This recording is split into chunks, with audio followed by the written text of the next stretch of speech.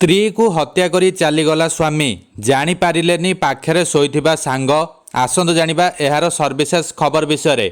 स्त्री को हत्या करी चलीगला स्वामी जानीपारे पाखे शोइथिबा सांग। बेंगलुरु रे घटिछि एभली हृदयथरा घटना। हत्या पछर कारण सामना को आसी नथिबा बेले स्वामी को अटक रखिछि पुलिस। कुहा जाउछि जे स्वामी उपरे रागी निज सांग को घर को डाकिथिले पीड़िता। सांग सह भोजन करी मद पीवा सह दुहे शोइबा को चली जाइथिले।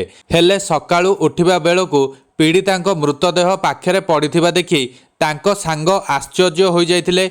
एहा परे पुलिस रे अभियोग कराजिबारु एबे पुलिस अभियुक्त स्वामी को अटक रखी तदंत आरंभ करिछि। सूचना मुताबक मृतकों नाम बी निव्याश्री जना पड़िथिबा बेले से जड़े नृत्य शिक्षयित्री थिले।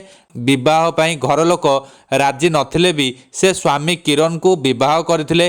विवाहर किछि दिन मध्यरे दुहेंक मध्यरे मनांतर आरंभ होइतिला। स्वामींक सह हेउथिबा झगड़ा विषय नव्याश्री निज बंधु ऐश्वर्या को जणाइथिले।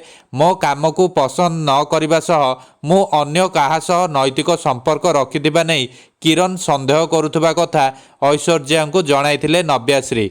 किरण किछि भी करि पारंती बोली कहिबारु ऐश्वर्या नव्याश्री सह तांको घरे रहिबाकु निष्पत्ति नैथिले।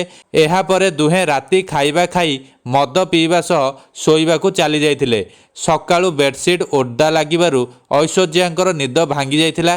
पाखेरे शोइथिबा नव्याश्री रक्ताक्त शरीर देखि से चमकी पड़िथिले।